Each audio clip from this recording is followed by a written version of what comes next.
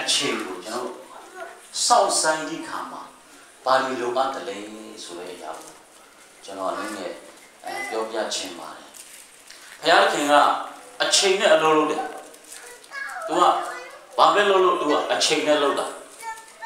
ဆိုတော့ဘုရားခင်ရဲ့အချိန်ကိုစောင့်ဆိုင်တတ်ဖို့အရေးကြီးတယ်ကျွန်တော်လူတွေကကောင်းတဲ့အရာကိုခံစားလို့ကြတယ်ကောင်းတဲ့အရာကောင်းတဲ့အချိန်တွေကိုကျွန်တော်ခံစားချင်ကြတယ်ဒါပေမဲ့အဲ့ဒီအရာကိုကျွန်တော်တို့တစ်ခါတလေဘယ်လိုခံစားချင်ကြလဲဆိုချက်ချင်းခံစားချင်တာချက်ချင်းကောင်းတဲ့အရာချက်ချင်းကိုကျွန်တော်အတ္တတော်မှာချက်ချင်းအဲ့ဒီကောင်းတဲ့အရာကိုကျွန်တော်ခံစားချင်ကြတယ်ဒါပေမဲ့ဘုရားခင်ကအချိန်နဲ့အလုပ်လုပ်တဲ့ဘုရားဖြစ်ကြောင်းကိုယနေ့ကျွန်တော်အရောက်စီတိုင်းနားလည်ထားရမှာဖြစ်တယ်။သူဘာပဲလုပ်လို့ဘုရားခင်မှာအချိန်ရှိတယ်။ဥပမာလောကပတ်တော်ထဲမှာကျွန်တော်ကတွေ့ရတယ်ဆိုလို့ရှိရင်ဣသရေလလူမျိုးတွေဣတိလလူမျိုးတွေခါနာန်ပြည်မှာဝန်စားဖို့ရတဲ့ဘုရားခင်ကဂတိပြုပြီးသားဖြစ်တယ်။သို့တော်လည်းအဲ့ဒီခါနာန်ပြည်မှာဝန်စားဖို့ရတဲ့ဣသရေလလူမျိုးတွေအဲ့ဒီခါနာန်ပြည်မှာဝန်စားဖို့ရတဲ့ဘုရားခင်ကအချိန်ပြင်ဆင်တယ်ဆိုတော့တွေ့ရတယ်။သူတို့ဂတိပြုပြီးသားနဲ့ချက်ချင်းဟုတ်မင်းတို့ခါနာန်ပြည်မှာသွားနေတော့အဆုံးမတစ်ခါလည်းမပေးဘူး။ဒါပေမဲ့သူတို့ဘယ်အချိန်မှာခါနာန်ပြည်မှာဝန်စားရမလဲဆိုတဲ့အချိန်ကိုဘုရားခင်ကတတ်မှတ်တယ်ဆိုတော့တွေ့ရတယ်။နောက်ယေရှုခရစ်တော်မွေးဖွားလာဖို့ရအတွက်လည်းဘုရားခင်ကချက်ချင်းဟာလာအာဒါနဲ့အေဝါအပြစ်ပြုမိတာနဲ့ချက်ချင်းယေရှုခရစ်တော်ကိုပေးပါဘူး။ဒါပေမဲ့သူကအချိန်နဲ့လှုပ်လို့တဲ့ဘုရားဖြစ်တဲ့အတွက်ကြောင့်အချိန်တန်လာတဲ့အခါမှာလူသားတွေအတွက်ယေရှုခရစ်တော်ဆိုတဲ့သူ့ရဲ့တပါးဒီတော်သားတော်ကိုလူသားတွေပို့ပေးတယ်ဆိုတော့တွေ့ရပါတယ်။ပြောချင်တာကဘုရားမှာအတူအချိန်ရှိတယ်ကျွန်တော်တို့အတွက်လည်းဘုရားမှာတူအချိန်ဆိုတာရှိပါတယ်လူတိုင်းအရောက်စီတိုင်းရဲ့အသက်တာအတွက်ဘုရားခင်မှာအကြံစီတော်ရှိတယ်လို့လူတိုင်းအတွက်ဘုရားခင်ရဲ့အချိန်ဆိုတာရှိတယ်ဟာလေလုယာကျွန်တော်တို့အရောက်စီတိုင်းအတွက်ဘုရားခင်ကဂျေဇုပြုဖို့ရနေ့ဆိုတာရှိဘုရားခင်ဂျေဇုပြုမဲ့နေ့ကျွန်တော်အရောက်စီတိုင်းအတွက်ဘုရားခင်ကအချိန်နဲ့ဂျေဇုပြုခြင်းနဲ့ဘုရားဖြစ်တယ်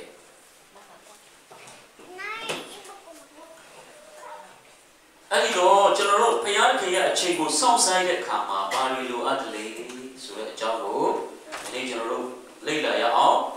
နံပါတ်1အချက်ကျွန်တော်ဘုရားခင်ရဲ့အချိန်ကိုကျွန်တော်အသက်တာဘုရားခင်အချိန်ကိုကျွန်တော်စောင့်ဆိုင်တဲ့အခါဘုရားခင်ရဲ့ timing ကိုကျွန်တော်စောင့်ဆိုင်တဲ့အခါမှာနံပါတ်1လိုအပ်ချက်ကဘာလဲဆိုလို့ရှိရင်ကိုးစားခြင်းဖြစ်တယ်ကိုးစားခြင်းကျုပ်စာလံခန်းကြီး39ကိုကျွန်တော်ကြည့်ရအောင်စာလံ39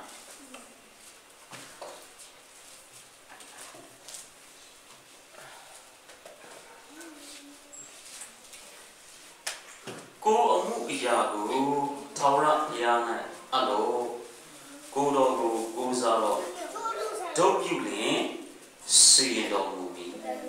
ကိုအမှုအရာကိုထာဝရဘုရား၌အလိုကိုတော်ကိုကိုးစားတော့ဒုပြုလင်စေတော်မူဒီမှာဒီနောက်ကပတ်တော်ပါလေဆိုလို့ရှိရင်ကိုအမှုအရာကိုထာဝရဘုရား၌အပ်ပါကိုတော်ကိုကိုးစားပါမကိုးစားပါလို့ပြောခြင်းဟာပါလဲဆိုရင်နားထောင်ပါလို့ပြောခြင်းဖြစ်တယ်ကိုးစားနားထောင်ဆိုတဲ့ချင်းကိုကျွန်တော်ကြားဖို့လို့ကိုးစားပါလို့ပြောခြင်းဟာ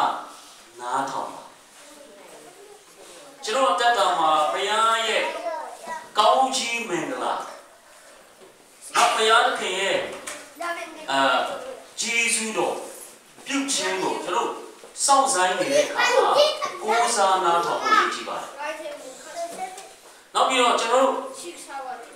ဘုရားအချိန်ကိုကျွန်တော်တို့ဘယ်လိုအခါမျိုးတွေမှာကျွန်တော်ဘာစောင့်ဘယ်လိုအချိန်မျိုးမှာကျွန်တော်စောင့်ရတယ်လဲဆိုလို့ရှိရင် suit down that camera, Piani a check with no sound. Just down there, Piaga check with that. Do you a check with sound? Never Piaga General go suit down that camera. The Catholic church with that she low. All some kind of change. Just do a change with some kind of change. The Catholic General suit down that camera, 11 to a preach my breeder. That is suit down. That is suit down to the General a young sin will preach my breeder. That we met any 2 General suit down the camera, any suit down can check, that General suit down can check go to my breeder, General at that way, Gauchi in La Kissy, the Catholic. Hallelujah. General let us suit down here. General Malaysia ma, needed change solution. General Payane, Ilono, take you all, Manisa care, Payane, Wingwa, General attaching care, Malaysia Maniloma. That we may anything, my general down the lane solution. General get gone and we young chin, American young chin, so much down there out there, shoot down that. Then at least General suit down, Piana young. Not my young fool. Now my young day, being General Bayon, Romania. Don't down that, no what, young, opposite. Every near you are careful with it. So, what am I not thinking about it? They go to me. That will make European sense that I come. General, any General suit down a people. To any suit down General suit down any people. To Mobila, but General the County Mela, PC. Amen. But you know, County Mela, General the PC, so General Payago, a treatment dealer, Romania Yama Chedeno. The girl Java, American Yapa Hello Ship, a simply that chainima. A simply that chain event, any a chain event, General Data, Yashi Hello Ship, Dilo General Payago, Dila Mambo. Now Dilo Payaye, Gaunt Shingo. A treatment Nale Mamma. I mean, Romania, you're there, come. I don't think you can come. Pay don't think you can be enough. Pay a country to Piane. Kansaya, come. Pay a block on it to the job with all. Kansan. Any great job. General Yachinaga. Obama. America ma chalo yauk twa me chalo dokha ma yauk bu so dokha ma yauk de atwe chaw bhaya kin ko le chalo tit pi do ba phyo le su taw mi ma mho bu pi do a phit le won cha mi ma mho bu Obama no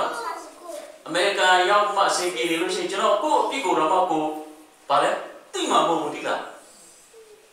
chalo pi ko da ma chalo san sit ma mho bu yelo asin pi le ni yauk twa bi I mean, Romania, you're going to Kajalo.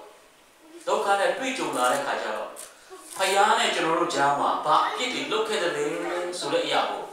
A son, a soldier of sunset. But you jump on Tina Yamayaga there. So let Yabo sunset. Oh, sit down like a few watcher, sit down like a few watcher, sit down like a few watcher. Sunset. You're trying to preach on your don't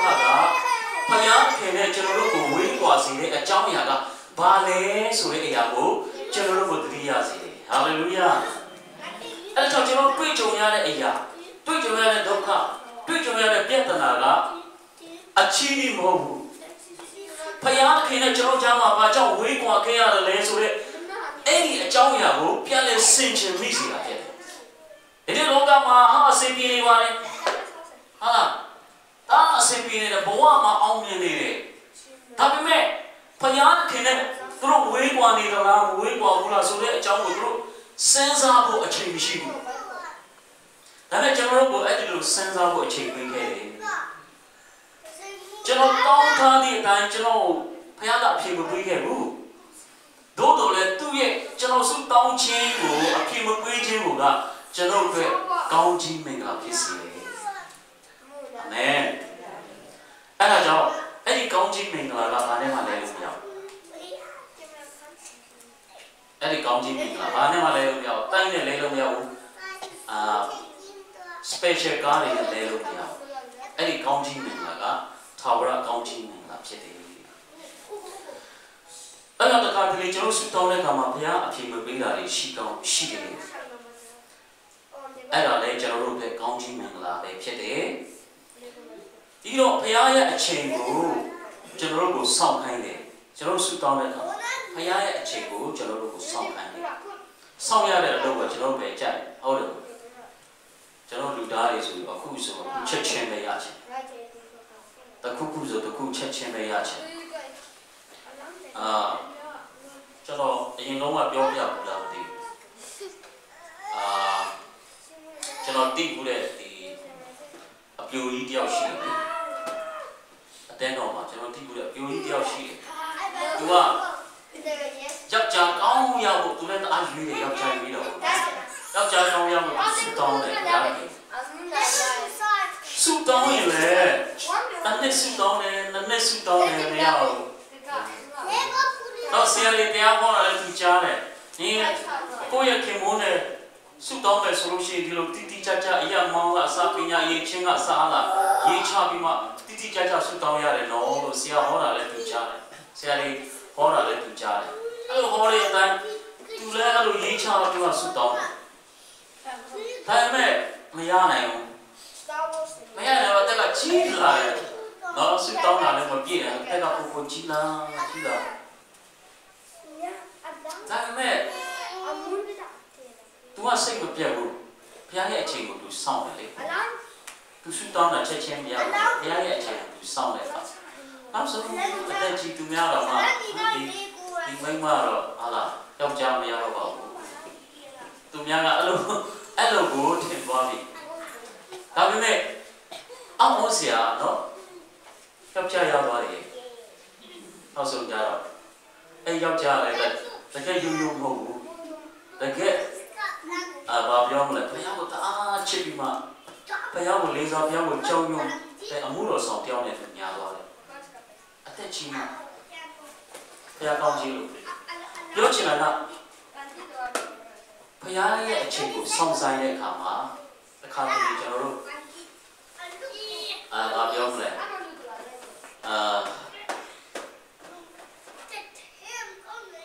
ကိုးစားပြီးတော့နားထောင်ရတဲ့အချိန်ရှိတယ်။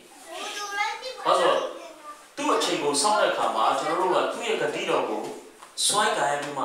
ကိုးစားပြီးမှနားထောင်တာအသက်ရှင်လို့ရည်ချင်။အဲ့ဒါကြောင့်ကျွန်တော်တက်တာမှာဘုရားရဲ့အချိန်ကိုစောင့်တဲ့အခါမှာကိုးစားလေနားထောင်လေကျွန်တော်တို့အသက်ရှင်ရအောင်ဟေဘရုခန်းကြီး7နဲ့အငယ်6မှာဘယ်လိုရေးထားသလဲဆိုရင်ကျွန်တော်ကြည့်အောင်ဟေဘရုခန်းကြီး7နဲ့6မှာ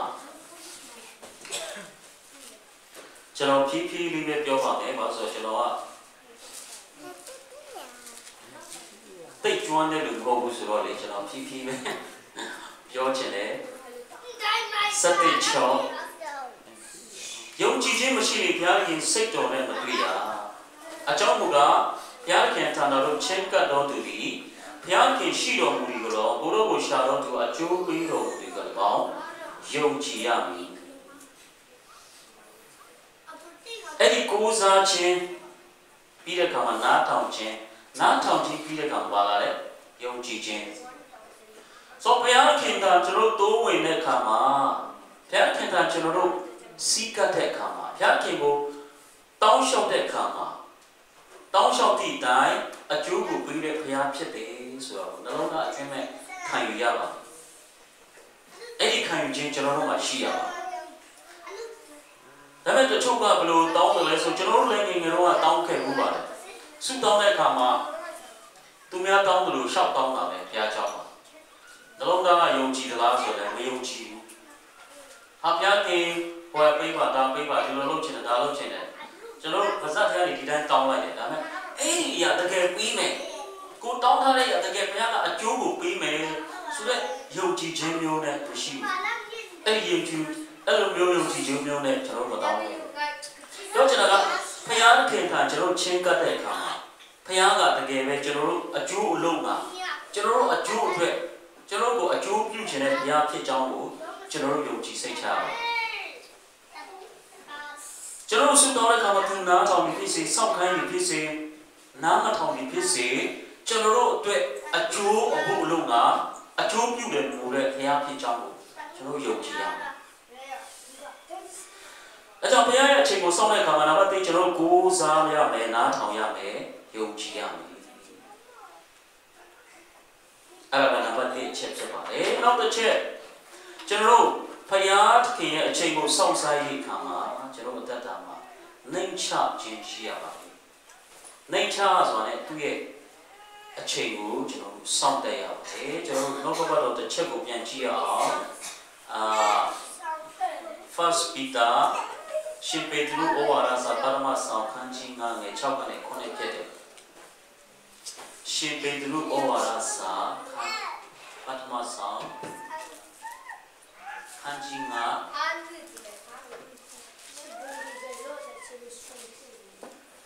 ngày sau con thu cho cả làချိန်tàn này phải ăn cái gì để nó có chín nào đó muốn nhặt cho对了thu cho cả làချိန်tàn này phải ăn cái gìချိန်cả chắc chắn mà lão à mẹ cả làချိန်tàn này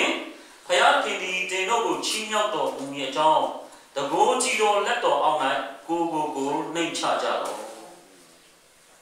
phải ăn cái gìချိန်cho mà对啊cho nó tầm mìเลยอ่ะกูว่าเล่นในจอแต่ไม่ตัวเลยอาชีพมาตั้งแค่มาตัวอภิวมาลงชิตัวไม่ร้านขันอยู่โซบีโซยตัวโซเชนตัวไม่อ่ะตะกูเล่นเชนตัวนั่นตาเล่นเชนเนี่ยเดี๋ยวชนะตัวแต่อยู่เนี่ยตัวตัวลงบุมันก็อยู่เลยอาชีพมาตั้งเนี่ยอาชีพมาตานี้เขาลูกได้ขาดจะหรอมาเพี้ยนว่าอะไรตู้เทอันเดียมีอะไรดูจีนส่วนนั้นขันนี่กะลีเปมันก็อันเดียมีอะไรส่วนเราไอ้ตัวแบบพยาเข่ยอาชีพมาตาเข่มาจะหรอ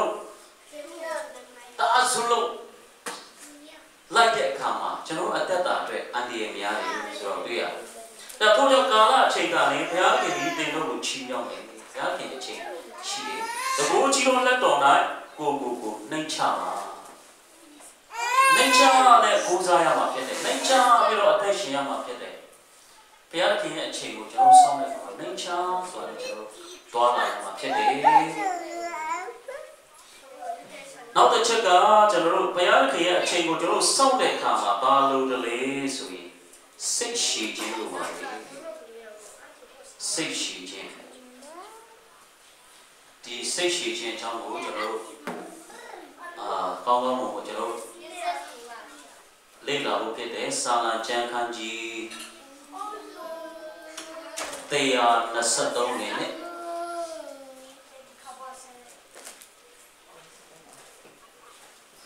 စာလံကျမ်းခန်းကြီး123အနေနဲ့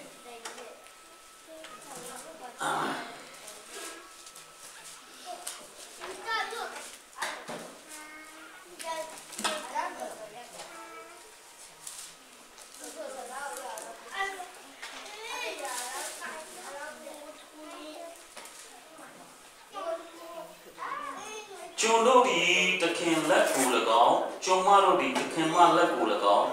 မျောကြည့်ဒီကျွန်တော်တို့ဒီကဲမတနာတော်ကိုချင်းကျေးဇူးကိုမခံမီတိုင်အောင်ကျွန်တော်တို့ဤဘုရားသခင်ထာဝရဘုရားကိုမျောကြည့်ရနေကြပါ၏ကျွန်တော်ဒီတစ်ချက်ကိုခဏထားပြီးတော့နောက်တစ်ချက်ကိုကျွန်တော်ဖတ်ရအောင်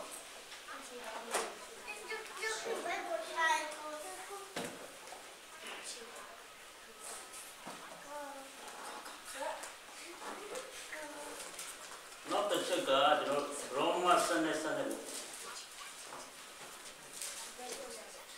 Roma Sunday cinema.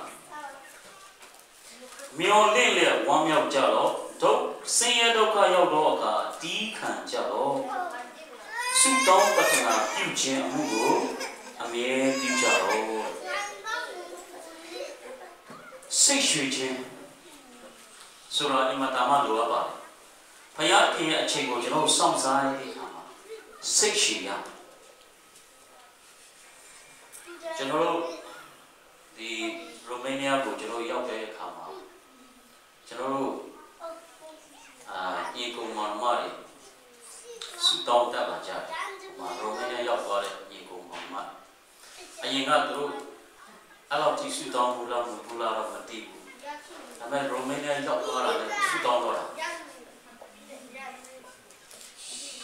ဘာဖြစ်လို့လဲဆိုတော့အရင်တော့ကဖယားသခင်ကကျွန်တော်တို့ကိုအစဉ်ပြေခိုင်းတဲ့အခါမှာဘုရားကျောင်းလည်းမတော်ခဲ့ကြဘူးထင်တယ်။တချို့တွေဆိုလို့ရှိရင်စုတောင်းကောင်းကောင်းမတောင်းတတ်ဘူးလေ။ကျွန်တော်သိတယ်ကျွန်တော်တို့အဖွဲ့တွေထဲမှာဒါပေမဲ့ရိုမေးနီးယားရောက်တော့စုကောင်းကောင်းတောင်းတတ်လာတယ်။အရင်တော့ကဆိုလို့ရှိရင်ဘာပြောမလဲနောက်ကပတ်တော့ကောင်းကောင်းနားမလဲဘူးသူတို့ကြည့်တာဒါပေမဲ့နောက်ကရိုမေးနီးယားရောက်သွားတဲ့အခါမှာ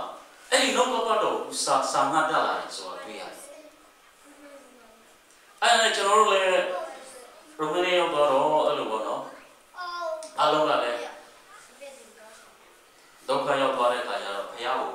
စာငတ်ကြတယ်ပေါ့နော်အဲ့ဒါနဲ့ကျွန်တော်တို့အစာရှောင်ဆုတောင်းတယ်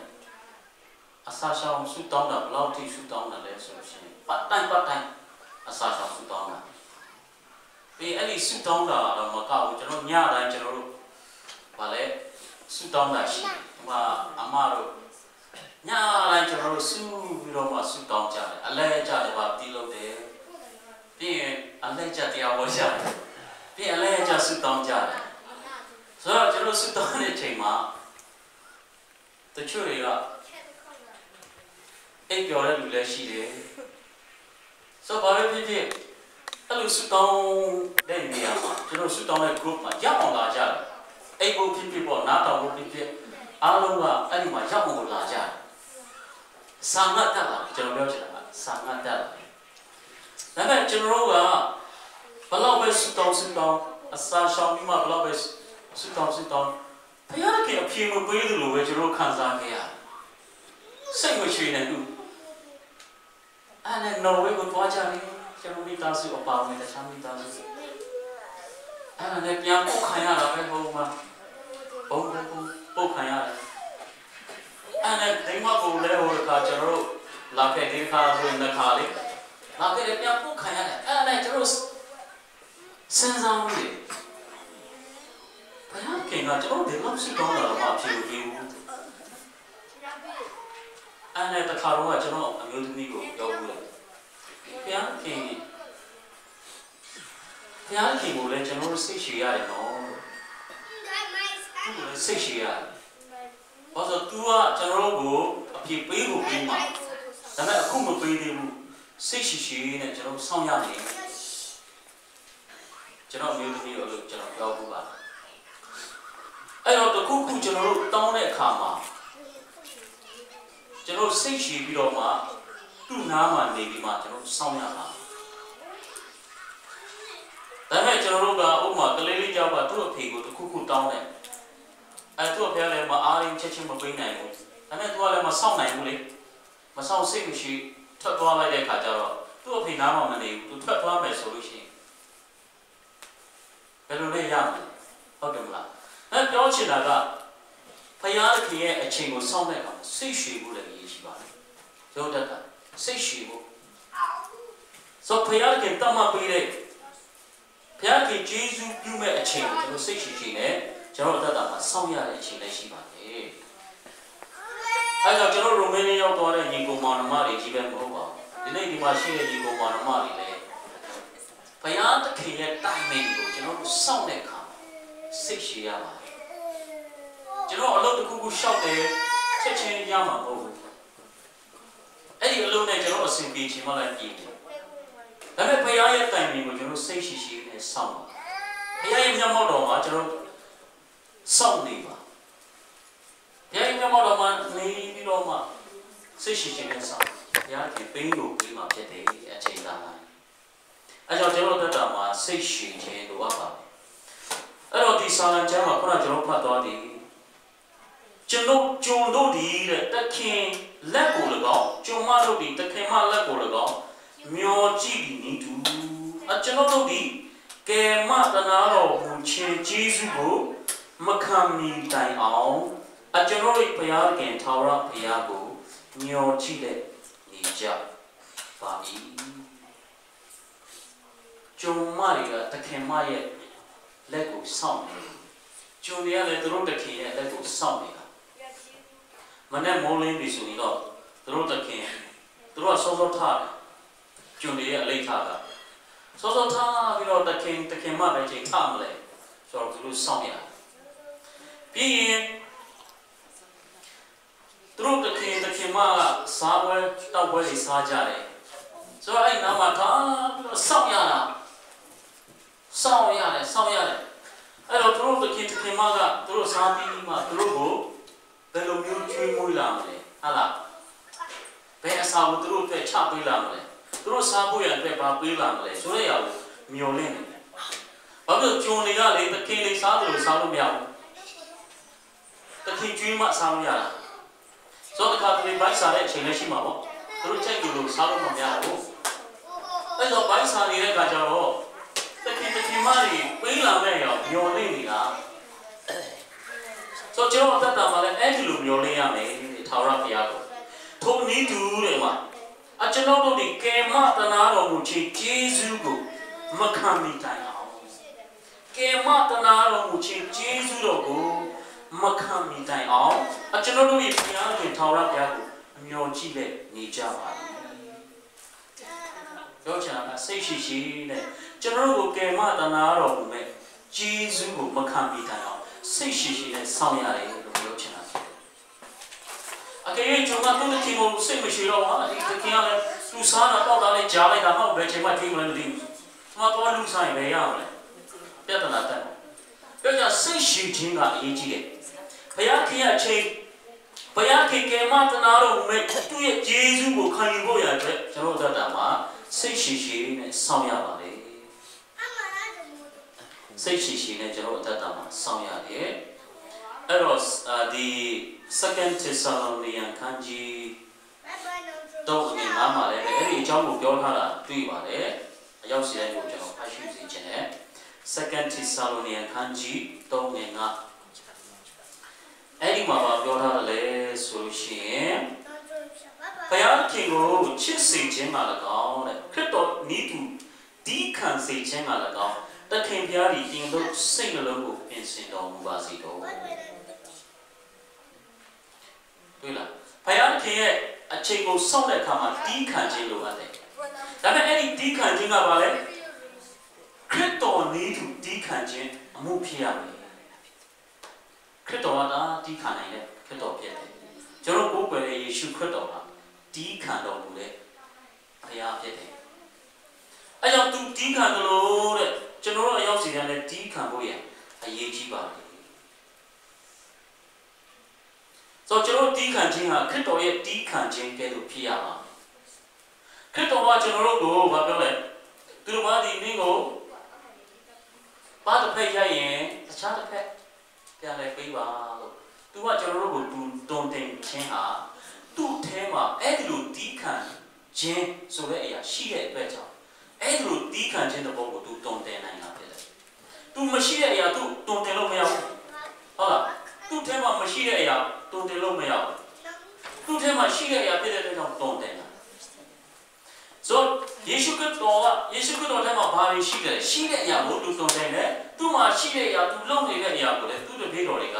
တောင်းခံတယ်ဆိုတာတွေ့ရတယ်။သူ့တပည့်တော်တွေကိုကျွန်တော်ကြည့်အောင်သူ့တပည့်တော်တွေကိုကျွန်တော်ကြည့်တဲ့အခါမှာသူ့တပည့်တော်တွေကခရစ်တော်ကောင်းကင်ကိုတက်ကြွသွားတဲ့နောက်မှာသူ့ကိုယ်စားအေဝံဂေလိလုပ်ငန်းကိုသူတို့ဆက်လုပ်ရဖြစ်တယ်။ဆက်လုပ်ဖို့အတွက်ခရစ်တော်နောက်ကိုသူတို့က3 မိုးတပည့်တော်ခံတယ်။ခရစ်တော်လုပ် နေတော့သူတို့တွေ့တယ်ဒါပေမဲ့သူတို့က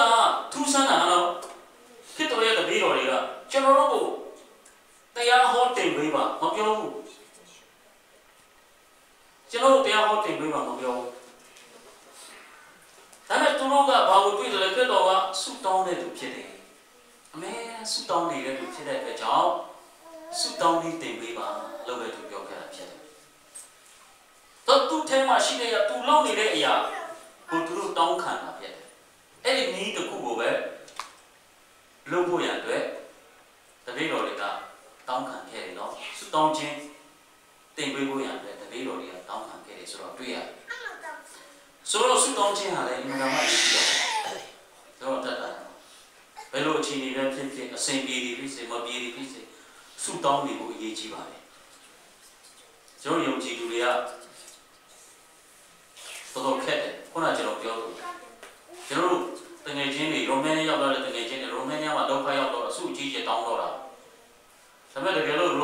အမေရိကန်တို့ဘာလို့ရောက်ဆုတောင်းမလားဖျားဖျားရောက်ချင်မရောက်မှာကျောင်းဘယ်လိုချိန်မှမဖြစ်ဖြစ်ဖျားရလို့တော့ကဘယ်လိုအချိန်မျိုးမှာပဲအစဉ်ပြေဒီဖြစ်စေမပြေဒီဖြစ်စေဆုတောင်းဖို့ဖျားလို့ရှိပါကျွန်တော်ယုံကြည်သူတိုင်းကိုဒါဝိမင်းကြီးကိုကျွန်တော်ဟိုတစ်ခါလည်းပြောပြီးပြီဟိုကျွန်တော်ပြန်လာမှာဒါဝိမင်းကြီးကိုဘုရားခင်ကချီးမြှောက်တယ်ချီးမြှောက်တာသူ့ရဲ့သူဒီရှောလူမင်းလက်ထက်ကနေဘုရားကတခင်ကသူ့ကယ်လွတ်တယ်နောက်ဆုံးသူရန်သူများကြီးကိုသူအောင်မြင်ခွင့်ရခဲ့တယ်သူနန်းတော်မှာစစ်စစ်သူနေလို့ရပြီဒါပေမဲ့သူနန်းတော်မှာစစ်စစ်နေလို့ရပြီဆိုရင်လည်းသူစစ်စစ်မနေဘူးသူဘာလုပ်လဲစစ်တိုက်ဘယင်းနေစစ်တိုက်ကိုကာလာသူကတတ်မှတ်ဘယင်းနေစစ်တိုက်ကိုကာလာတတ်မှတ်ပြီးတော့သူအစီပြေအောင်နေနိုင်လဲသူကအဲ့ဒီစစ်တိုက်တော့မရပ်ဘူးအဲ့ကြောင့်ဒိမမှာရောက်တဲ့ညီကောင်မောင်မတွေလည်းကျွန်တော်အားပေးချင်တယ်ကျွန်တော်အစဉ်ပြေနေပြီပဲဆုတောင်းတာမရပ်ပါဘူးတော့ဆုတောင်းခြင်းကစစ်တိုက်ခြင်းဖြစ်တယ်ဟာလေလုယာအများအားစစ်တိုက်ပါဆုတောင်းခြင်းအပြင်အများအားစစ်တိုက်ပါမရပ်ပါနဲ့ဘာလို့ဆိုတော့ကျွန်တော်အရောက်စီတိုင်းကိုဒီထက်အောင်မြင်တော့သူဘုရားခင်ဖြစ်စေခြင်းတယ်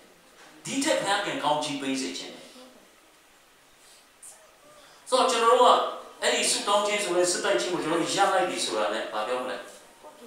တပိပိဝိညာဉ်ရေးလည်းကြာဆင်းမယ်ဝိညာဉ်ရေးကြာဆင်းလာတဲ့အခါမှာဘာကြာဆင်းလာမယ်ခန္ဓာပိုင်းဆိုင်ရာကောင်းချီးမင်္ဂလာလည်းကျွန်တော်တို့ဘုရားခင်တတ်မှတ်ထားတဲ့စံချိန်ထိရောက်အောင်အဲ့ဒီကောင်းချီးမင်္ဂလာကိုကျွန်တော်တို့မရယူနိုင်ဘူးဒါပေမဲ့ဒါဝိမင်းကြီးကဲလို့သူအောင်မြင်သွားပြီနန်းတော်မှာသူထိုင်နေပြီတို့တော်လေသူဆက်လက်ပြီးတော့စစ်တိုက်နေခြင်းဟာပို့ပြီးတော့အောင်မြင်ဖို့ရန်အတွက်ဖြစ်တယ်ပို့ပြီးတော့ဘုရားခင်စီကနေကောင်းချီးရဖို့ရန်အတွက်ဖြစ်ပါတယ်ပို့ပြီးတော့သူ့ရဲ့နယ်ပယ်ကျယ်ပြန့်လာဖို့ရန်အတွက်ဖြစ်တယ်ပို့ပြီးတော့ဣသရေလနိုင်ငံကျယ်ပြန့်လာပြီးတော့မှရန်သူအားလုံးကိုလုံးဝအောင်မြင်ဖို့ရန်အတွက်ဖြစ်တယ်ဆိုတော့ပြောချင်တာကျွန်တော်အသက်တာမှာလည်းအစဉ်ပြေပြီးဆုတောင်းပါဒီထက်ကိုအစဉ်ပြေလာနိုင်မယ်အစဉ်ပြေပြီးဆက်လက်ဆုတောင်းပါဒီထက်များစွာဘုရားခင်အမှုတော်အတွက်ကျွန်တော်ပိတ်ဆနိုင်မှာဖြစ်တယ်အဲကြောင့်ဟောအစဉ်ပြေပြီးဘာလို့ဆုတောင်းဆရာမလို့တော့ဘူးဆိုမှဟိုဒိမလူမျိုးပြောသလိုမလုပ်နဲ့ဒိမလူမျိုးလို့ပြောတတ်ကြတယ်ကျွန်တော်တို့ဆိုကိုရောင်းတိကကျွန်တော်ကဲမှနေတယ်လို့ဆိုဆုတောင်းဆရာမလို့လားစားရတော့ရရှိဘူးဘုရားလည်းမရှိပါဘူးဘုရားမရှိဘူးလေအားလို့စားရတာဘုရားကြောင့်မှမဟုတ်တာအားလို့အလုံးလုံးလို့အဲ့လိုမျိုးခံထားတာဒါ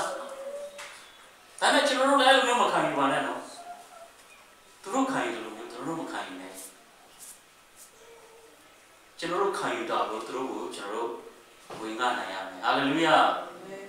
သူတို့ခံယူခြင်းကိုသူတို့မယူကျွန်တော်တို့မယူဘဲနဲ့ကျွန်တော်တို့ခံယူတယ်ဖခင်ကြောင့်ဖြစ်တယ်ဖခင်ခင်ကြောင့်ဒါလည်းကျွန်တော်စားရတယ်ဖခင်ခင်ကြောင့်ကျွန်တော်အသက်ရှင်တယ်ဖခင်ခင်ကြောင့်ကျွန်တော်အသက်ချမ်းသာတယ်ဆိုတဲ့အကြောင်းကိုသူတို့ရှိမှကျွန်တော်အသက်တင်ခံနိုင်ရမယ်အဲ့ဒါလိုမျိုးလို့ကိုယနေ့ကျွန်တော်တို့ကိုဒိမမှာဘုရားခင်ပို့ထားတာဖြစ်တယ်ဝိညာဉ်ရေးရမှာအိပ်ပျော်နေပြီဖြစ်တဲ့ဒီဒိမလူမျိုးတွေရှိမှအဲ့ဒါလိုတက်တင်ခံမှုရတယ်အဲ့ဒါလိုအလင်းလင်းမှုရတယ်ဘုရားခင်ကယနေ့ကျွန်တော်တို့ကိုပို့ထားတာဖြစ်တယ်အကြောင်းမဲ့ပို့ထားတာမဟုတ်ပါဘူး ဒီမှာလာပြီးစားတော့ပျော်ပါဖို့ပို့ထားတာပေါ့ဘုရားခင်ကအဲဒီလိုမျိုးလုတ်ခိုင်းစေခြင်းတဲ့ကြောင့်ကျွန်တော်တို့အရောက်စင်ကိုပို့ထားတာဖြစ်တယ် special agent အနေနဲ့ကျွန်တော်တို့ဒီဒိမနိုင်ငံမှာပို့ထားတာဖြစ်တယ်ကျွန်တော်အရောက်စင်ကဘုရားခင်ရဲ့ special agent ဖြစ်တယ်အားလုံးလက်ခုပ်တီးမှကြားချီးမွမ်းရအောင်တော့ဘုရားကျွန်တော်တို့အရောက်စင်ကဘုရားခင်ရဲ့ special agent ဖြစ်တယ်တော့ခုနအဲ့လိုပြောသလိုပေါ့တော့တပည့်တော်တွေကခရစ်တော်လုပ်နေတဲ့အချင်းအရာကိုသူတွေ့တဲ့အတွက်ကြောင့်ခရစ်တော်ဆုတောင်းတာကိုတွေ့တဲ့အတွက်ကြောင့်သူတို့ကဆုတောင်းပြီးဖို့တင်ပေးဖို့ရန်ကောင်းတယ်။ဆိုခရစ်တော်ကိုယ်တိုင်ကစိတ်ရှိတဲ့သူဖြစ်တဲ့အတွက်ကြောင့်စိတ်ရှိတဲ့ဖို့ရန်ပဲတုံတင်နေသူတင်ပြီးတော့တွေ့ရတယ်။ဒါကြောင့်ကျွန်တော်တို့ဘုရားခင်ရဲ့အချိန်ကိုကျွန်တော်စောင့်ဆိုင်တဲ့အခါမှာစိတ်ရှိခြင်းအလုံးလိုအပ်တယ်။နောက်တစ်ခုကကျွန်တော်ဘုရားခင်ရဲ့အချိန်ကိုစောင့်ဆိုင်တဲ့အခါမှာဘာလို့အပ်တယ်လဲဆိုရင်မာနကိုစီးတားဖို့ရလို့အပ်ပါတယ်မာနကိုစီးတားဖို့ရလို့အပ်တယ်တခါတလေမာနကနိုးဆိုတာတိုက်ခိုက်တာဘုရားရဲ့အချိန်ကိုကျွန်တော်စောင့်တဲ့အခါမှာမာနကအလိုလိုနေနဲ့တိုက်ခိုက်တာဒါမှဟောမှာဟာနအကြောင်းကိုကျွန်တော်အားလုံးသိတယ်နော်ဟာနကကလေးမရှိဘူးသူယောက်ျားမှာကမိန်းမတစ်ယောက်ရှိတယ်ဆိုတော့တခြားမိန်းမမှာကလေးတွေနဲ့ဆိုတော့သူကဘုရားကိုဆုတောင်းတယ်တော်ကြသူဆုတောင်းတယ်ဒါပေမဲ့ဘုရားခင်ကသူ့ကိုအပြေမပေးခင်သူ့ကိုမာနကတိုက်ခိုက်တယ်နင်းလိုမျိုးကလေးလည်းမရတတ်တဲ့အမျိုးမငါတို့ကတော့ဒီမှာတွေ့လာကလေးတွေနဲ့မိသားစုတွေနဲ့ဟာနာတော်တော်လေးခံရမှာပဲဘေးကလည်းပုချွသူ့ကို provoke လုပ်နေတာသူ့ကိုနိုးဆော်နေတာဒေါ်လာထွက်ဖို့ရနိုးဆော်နေကျွန်တော်တတ်တာမှလည်းအဲ့လိုဖြစ်တယ်ကျွန်တော်တတ်တာမှဘုရားကောင်းကြီးကိုမရခင်ကျွန်တော်စောင့်ဆိုင်ရဘုရားတိုင်ပင်ကိုစောင့်ဆိုင်နေတဲ့အချိန်မှာဘေးကနေပြီးဒေါ်လာဆော်ရတယ်ဟာလားပြီးတော့အဲ့ဒီမာနကလာပြီးတော့ဟောစံသာခိုင်းတာစံသာခိုင်းဟိုအတွေးခေါ်တယ်ဝင်ခိုင်းသည်အတွေးခေါ်တယ်ဝင်ခိုင်းနဲ့မာနကတော့လုံးတယ်ဘုရားရဲ့တိုင်ပင်ကိုကျွန်တော်စောင့်တဲ့အခါမှာအဲ့ကြောင့်အဲ့ဒီမာနကိုကျွန်တော်စီးတာရမယ်ဆုတောင်းခြင်းအပြင်ကျွန်တော်စီးတာရပါမယ်ဘုရားရှင်ရဲ့တိုင်ပင်ကိုကျွန်တော်စောင့်နေတဲ့အခါမှာမာနကိုကျွန်တော်စီးတာရမယ်ဆိုဟာနာကဘုရားခင်ရဲ့အချိန်ကိုစောင့်တယ်သူ့ကိုပြောလာတဲ့လူတွေကိုလည်းသူပြန်မတုံ့ပြန်ခဲ့ဘူးဆိုတာတွေ့ရတယ်။နင်ကဘယ်လိုအမြုံမှဖြစ်တယ်လို့ပဲပြောနင်ပြောချင်တာပြောတာဒီဥစ္စာဖခင်ရဲ့အချိန်ကိုငါစောင့်တယ်။တရက်ကျရင်ဖခင်ရဲ့ကျေးဇူးပြုခြင်းကိုငါခံရမယ်ဆိုတဲ့ယုံကြည်ချက်နဲ့စောင့်တယ်။ဘယ်သူမှပဲပြောဒီဥစ္စာဖခင်ရဲ့အချိန်ကိုစောင့်မယ်။ဖခင်ကိုမျှော်လင့်မယ်။ဖခင်ရဲ့ကောင်းတဲ့ခြင်းဘုရားရဲ့ကျေးဇူးပြုခြင်းကိုဧကံမှာကျွန်တော်ခံစားရမယ်ဆိုတဲ့ယုံကြည်ချက်နဲ့စောင့်လိုက်တဲ့အခါမှာဟာနာကိုဘုရားခင်တားလေးတူကောင်းကြီးပြီးတယ်ဆိုတော့တွေ့ရတယ်။တားလေးတူတော့ကောင်းဒီရှမွေလမွေးပြီးတဲ့နောက်ပိုင်းမှာနောက်ထပ်ကလေးတွေလည်းဘုရားခင်ပြီးခဲ့တယ်ဆိုတော့တွေ့ရတယ်။ဒါပေမဲ့တားလေးတူလို့ပြောတဲ့အခါမှာထူးဆန်းတဲ့တားလေးတူအမတန်မှထူးဆန်းတဲ့တားလေးတူပြောင်းပြီးခဲ့တယ်။ Israel လူမျိုးဣတိလလူမျိုးအားလုံးကိုဘုရားရဲ့အလိုတော်နဲ့ညီစွာကောင်းမွန်စွာဥဆောင်နိုင်တဲ့တားလေးကြောင့်ဘုရားပေးသနာခဲ့တယ်ဆိုတော့အဲ့ဒါကသူ့ရဲ့စိတ်ရွှေခြင်းသူ့ရဲ့တီးခံခြင်းဆုတောင်းခြင်းကြောင့်ဖြစ်တယ်ရှမွေလကဘယ်လောက်ထိ perfect ဖြစ်တယ်လဲဆိုလို့ရှိရင်ဘသူဟာမသူဘာလဲနွားတဲ့ကောင်ဟာလားဘာသဇုံးမှသူမစားခဲ့ဘူးလေနော်ရှမွေလရာဇဝတ်ကြီးအရင်ကတော့ပြောတဲ့ဒီရစ်ပရောဟိတ်တွေနဲ့မတူဘူးသူကမတူဟာမအလကဘာတပြန်မှသူမစားခဲ့ဘူးဣတိလလူတို့တနိုင်ငံလုံးကိုသူဥဆောင်တဲ့အခါတိတိကျကျဘုရားရဲ့အလိုတော်နဲ့သူဥဆောင်ဘာအမှားပြောစရာမှမရှိဘူး perfect သူဥဆောင်ခဲ့တယ်ဆိုတာကိုတွေ့ရတယ်ဒါကြောင့်ကျွန်တော်တို့ပြောချင်တာကတခါဘုရားရဲ့အချိန်ကိုကျွန်တော်စောင့်တဲ့အခါမှာ စုံစမ်းခြင်းကဝင်လာတယ်။ဒါကြောင့်အဲ့ဒီစုံစမ်းခြင်းအဲ့ဒီမာနရဲ့စုံစမ်းခြင်းကိုမျိုးစီးတားရမှာဖြစ်တယ်။စီးတားရမှာဖြစ်တယ်။နောက်တစ်ချက်ဘုရားရဲ့အချိန်ကိုစောင့်တဲ့အခါမှာကျွန်တော်တတ်တာမှာဘုရားကလောက်ခိုင်းတယ်လေဆိုရှင်မျော်လင့်ခိုင်းတယ်ဒီဟေရှာယခန်းကြီး40နဲ့30 31မှာတွေ့ရအောင်တစ်ချက်တော့ကျွန်တော်ဖတ်ကြည့်အောင်ဟေရှာယခန်းကြီး40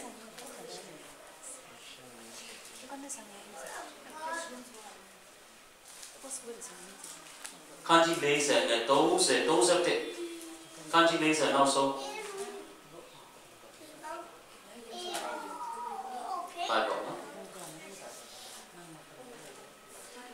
လူပြိုတို့ဒီဖုံမော၍ပြင်ပန်းခြင်းတို့ရောက်ကြလိမ့်မည်လူလိမ်တို့ဒီလည်းထိမိ၍လဲကြလိမ့်မည်ထာဝရဘုရားကိုမျော်လင့်တော်သူတို့ကအားပြကြလိမ့်မည်ရွှေလင်းသားကဲ့သို့မိမိတို့အတောင်ကိုအတစ်ပြုပြင်ကြလိမ့်မည်ပြေးတော်လည်းမပြင်ပန်းခီးတော်တော့ခါလည်းမမောရကြခီးတော်တော့ခါမမောရဒီမှာပြောထားတာလေထာဝရဘုရားကိုမျော်လင့်တော်သူတို့ဘုရားခင်ရဲ့ချိန်ကိုစောင့်စားတဲ့အခါမှာကျွန်တော်မျော်လင့်နဲ့စောင့်စားပါအမြဲတမ်းဘုရားခင်တော်မှာမျော်လင့်မှာအားပြကြလိမ့်မယ်တရားချိန်အားပြကြလိမ့်မယ်ယောဘအကြောင်းကိုကျွန်တော်သိတယ်နော်ယောဘကအင်မတန်မှ upright man ဖြစ်တယ်အမှတ်တရဖြစ်တယ်တို့တော့လေမာနရဲ့တိုက်ခိုက်ခြင်းသူခံရတယ်မာနရဲ့တိုက်ခိုက်ခြင်းခံရတော့လေသူဘုရားခင်ကိုပဲတော့မှတစ္ဆာမှာပြပါဘုရားခင်သူမျော်လင့်ခဲ့တယ်ဘုရားခင်မျော်လင့်မှသူဘာပြောလဲအဆုံးနိုင်ငါဒီဘုရားခင်ကိုတွေ့ရလိမ့်မယ်တဲ့ဟာလေလုယာသူမျော်လင့်နေလုံးဝမျော်လင့်နေဘယ်လိုအချိန်မှာပြည့်ပြည့်ပြောင်းမျော်လင့်နေသူမရှိတဲ့အမှုပြောင်းသွားပြီဒါနဲ့မျော်လင့်စေပဲဘုရားကိုနောက်ဆုံးသူရဲ့တာသမီးအကုန်ဆုံးရှုံးတော့ပြီမျော်လင့်စေပဲနောက်ဆုံးသူရဲ့ဒီခန္ဓာကိုယ်လေးရောက်เสียမရှိတော့ဘူးမျော်လင့်စေပဲစောင့်မျော်လင့်နောက်ဆုံးမှာသူကဘုရားခင်ကိုမြင်ရလိမ့်မယ်လို့သူပြောတဲ့အတိုင်းဒီမှာမပြောလို့နှုတ်ကပတ်တော်ကထာဝရဘုရားကိုမျော်လင့်တော့သူတို့ကအားပြည့်ကြလိမ့်မည်တဲ့နောက်ဆုံးယောဘကနောက်ဆုံးဘုရားကိုမျော်လင့်နဲ့ဘုရားကိုသူတွေ့သွားတဲ့အခါမှာသူအားပြန်လေပြည့်ခွင့်ရရှိခဲ့တယ်အားပြည့်ခွင့်ရရှိခဲ့တယ်ဆိုတော့ပြောတယ်လေကောင်းကြီးကိုပြန်လေသူခံစားရတယ်အရင်ကခံစားရတာထက်ကောင်းကြီးနှစ်ဆသူခံစားရတယ်ဆိုတော့တွေ့ရပါတယ်အဲကြောင့်ထာဝရဘုရားကိုမျှော်လင့်ပါတဲ့အားပြည့်ကြလိမ့်မယ်ရွှေလင်းသားကဲ့သို့မိမိအတောင်ကိုအသက်ပြုပြင်မယ်ဆိုတော့ဒီလိုယောဘရဲ့အတ္တတာမှာတေခါနီးတီတူဖြစ်ခဲ့နေတယ်သူ့ရဲ့ခန္ဓာကိုယ်ကိုဘုရားခင်ကအသက်ဖန်ဆင်းပေးလိုက်တယ်အသက်ဖန်ဆင်းပြီးမှအသက်များစွာနော်အသက်ပေါင်းများစွာသူပြန်လဲရှေ့ကြစွာနေထိုင်ခဲ့တယ်ဆိုတာကိုတွေ့ရတယ်နော်အပြေးတော်လည်းမပြင်ပန်းဘူးခရီးသွားတော့ကမမောဘူးပြေးတော်လည်းမပြင်ပန်းဘူးခရီးသွားရင်လည်းမမောဘူးဘုရားခင်ကိုပြောလိုက်တဲ့သူရောက်စီတိုင်းကပြေးရင်လည်းမပြင်ပန်းဘူးခရီးသွားရင်လည်းမမောဘူး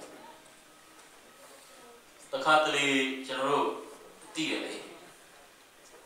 ရိုမေးနီးယားတွေကိုတွားလိုက်ဟိုလာလိုက်ဆိုတာဒီမှာနာကလေးတွေနဲ့ဆိုရင်ကျွန်တော်တို့ကဒီနဲ့ပူနဲ့တွားလို့မရဟိုဘာစနဲ့ပဲဟိုချင်းကြအမကားထဲမှာကလေးတွေတော့မူးတာတော့ဘာလို့ဆိုတော့ဒုက္ခရောက်တယ်တော့ခရီးသွားတဲ့အခါမှာတအားမောရဒီခန္ဓာပိုင်းဒါပေမဲ့ကျွန်တော်အသက်တာမှာကျွန်တော်လူတွေအားလုံးဟာဒီလောကမှာခရီးသွားနေကြတာဒီလောကမှာကျွန်တော်ခဏလေးပဲအသက်သာရှင်တာကျွန်တော်ဆိုလဲ90ပဲအသက်ရှင်တာ80အသက်ရှင်တာကျွန်တော်မသိဘူးဘုရားမသိဆိုတော့ဒီမှာနေတဲ့လူလည်းအသက်ဘယ်လောက်ရှင်မလဲဘယ်တော့မသိဘူးကျွန်တော်ပြောချင်တာကဘာလဲအားလုံးကဧည့်သည်ဖြစ်တယ်ခရီးသွားနေဖြစ်တယ်ဆိုတော့အဲ့ဒီကျွန်တော်ခရီးသွားနေတဲ့အချိန်မှာဘုရားကိုမျှော်လင့်ပြီးတော့ခရီးသွားရမှာဖြစ်တယ်ဘုရားကိုမျှော်လင့်ပြီးတော့ခရီးသွားမှာဘုရားလည်းသူရှောက်လာရမယ်အဲ့လိုရှောက်လာတဲ့အခါမှာခရီးသွားတော့လည်းမမောဘူး အဲကြောင့်ဘုရားရဲ့အချိန်ကိုကျွန်တော်စောင့်ဆိုင်တဲ့ခါမှာဘုရားကိုကျွန်တော်တို့မျှော်လင့်ရမယ်ဒါမဲ့ကျွန်တော်ဘုရားကိုမျှော်လင့်ပြီးတော့သူ့ရဲ့အချိန်ကိုကျွန်တော်စောင့်ဆိုင်ရမယ်ဒါပေမဲ့ဘုရားသခင်ရဲ့အချိန်ကိုမစောင့်ခြင်းရဲ့ရလဒ်ကိုကျွန်တော်အနေနဲ့ပြောပြခြင်းတယ်ဘုရားသခင်ရဲ့အချိန်ကိုမစောင့်ခြင်းရလဒ်ကိုကျွန်တော်ပြန်ပြောပြခြင်းတယ်ကျွန်တော်အချိန်ဘယ်လောက်ရလဲမသိဘူးbreak time ယူခြင်းလဲကျွန်တော်ကိုပြောလို့ရတယ်ဆိုတော့ဒီမှာဘုရားသခင်ရဲ့အချိန်ကိုမစောင့်ခြင်းရလဒ်ကိုပြန်ကြည့်တဲ့အခါမှာတဲ့နံပါတ်1အချက်ကဘုရားသခင်ရဲ့အလိုတော်ထဲမှာထွက်သွားတာဖြစ်တယ်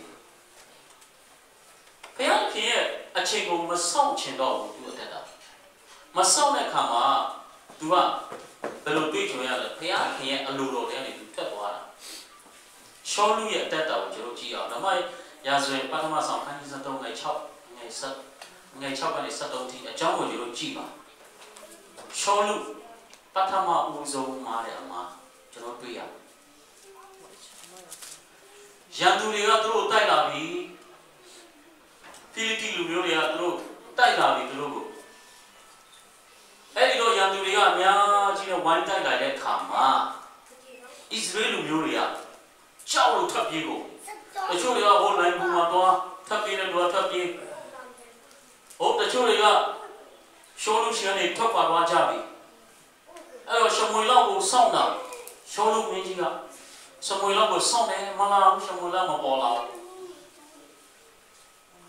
ရှမွေလောက်မပေါ်လာဘူးဆိုတော့ရှမွေလောက်ကသူချိန်ထားတဲ့အချိန်ထက်3ရက်နောက်ကြာသူချိန်ထားတဲ့အချိန်ထက်3ရက်နောက်ကြာ3ရက်နောက်ကြာသွားပြီသူချိန်ထားတဲ့အချိန်ထက်တော့မှ3ရက်နောက်ကြာသွားပြီဒါမှမလာသေးဘူးအဲ့တော့ရှောလူကလည်းစိတ်မရှိတော့ဘူးဆိုတော့ဒီយ៉ាងသူတွေကိုကျွန်တော်နိုင်မလားမနိုင်ဘူးလားဆိုတော့အကြောင်းကိုထာဝရဘုရားသခင်ကမမေးရသေးဘူးလေဘာလို့သူတို့ဒီဣသရေလလူမျိုးတွေဣတိလလူမျိုးတွေကရန်သူနဲ့တိုက်ခိုက်တဲ့အခါမှာသူတို့ကဘာလုပ်လဲဆိုလို့ရှိရင်အရင်ဆုံးထာဝရဘုရားကိုမေးတာထာဝရဘုရားကိုရစ်ပူဇော်မှမေးတာအဲ့လိုမေးပြီးမှသွားတိုက်လို့ဘုရားသခင်ရဲ့နှုတ်ကပတ်တော်လာတဲ့အခါမှာသူတို့သွားတိုက်ဆိုတော့ရှောလူကရှမွေလလည်းချင်းချက်တဲ့3ရက်တော့မှနောက်ကျပြီမလာသေးဘူးဆိုတော့ရှောလူကစိတ်မရှိတော့ဘုရားသခင်မဆောက်နိုင်တော့စိတ်မရှိဘူးကရှမွေလမဆောက်စိတ်မရှိတဲ့အခါမှာကဲရှိတော်လေးယူခဲ့ငါပူဇော်မယ်ဆိုပြီးမှပူဇော်လိုက်တာသူကပူဇော်လိုက်တော့သူပူဇော်ပြီးတော့ရစ်ပူဇော်ရဲ့အပြီးမှာရှမွေလရောက်ချဆက်ချင်းတယ်အဲ့ဒါနဲ့အမှသူ့ကိုအပြစ်တင်ရောအင်းပါလုပ်လိုက်ပြီလေပြောချင်တာကကျွန်တော်တို့ကအခါတလေဘုရားရဲ့အချိန်ကိုကျွန်တော်စောင့်တဲ့အခါမှာနောက်ကျပြီလို့ထင်ကောင်းထင်တယ်နော်အဲ့ဒါဘုရားခင်လည်းတော့နောက်မကျဘူးရှောလူမင်းကြီးတိတာပဲလေဣတိလရာဇဝမှာဘုရားခင်ဘယ်တော့မှနောက်ဘယ်တော့ကနောက်ကျဘူးလို့လေသူတို့ကိုအဲ့ဂရုပြန်နေခေါ်ထွက်လာတဲ့ဘုရားဟာတော်တယ်မှာလက်လဲနေတဲ့ချိန်မှာမနာမုန်းနဲ့တွေ့ကြတဲ့ဘုရားကြောက်ခဲတဲ့နေကြီးထွက်ခိုင်းတဲ့ဘုရားအဲ့လောက်ဒီမဆာခဲ့တဲ့ဘုရားရဲ့အချိန်ကိုမဆောင်အခါတလေကျွန်တော်တို့အသက်တာမှာလည်းအဲ့လိုဖြစ်တယ်ဘုရားတက်ရှင်တာကျွန်တော်သိတယ်မသိဘူးလားသိတယ်ဘုရားတတ်နိုင်တယ်ဆိုတဲ့အကြောင်းကိုလည်းကျွန်တော်သိတယ်နောက်ကပတ်တော့ဘုရားဘလောက်တီးကြီးမြတ်တယ်ဆိုတဲ့အကြောင်းကိုလည်းကျွန်တော်တို့သိတယ်အဲ့ဒါသိရနေမှာရှောလူလည်းသိတယ်သူကိုယ်ကိုယ်ရဲ့ဘုရားလည်းကဘယ်လိုမျိုးဘုရားလဲရန်သူလက်ထဲကနေကယ်နိုင်တဲ့ဘုရားလားရန်သူလက်ထဲကနေများစွာသူဘုရားကယ်ခဲ့တယ်ဆိုရန်သူလက်ထဲကနေကယ်နိုင်တဲ့ဘုရားပြစ်ကြောင်းကိုရှောလူလည်းသိတယ်အမေသိရနေမှာဘုရားတတ်နိုင်တယ်ဆိုတော့သူသိတယ်ဒါပေမဲ့သိရနေသူမှာရှောလူကချင်းချက်တဲ့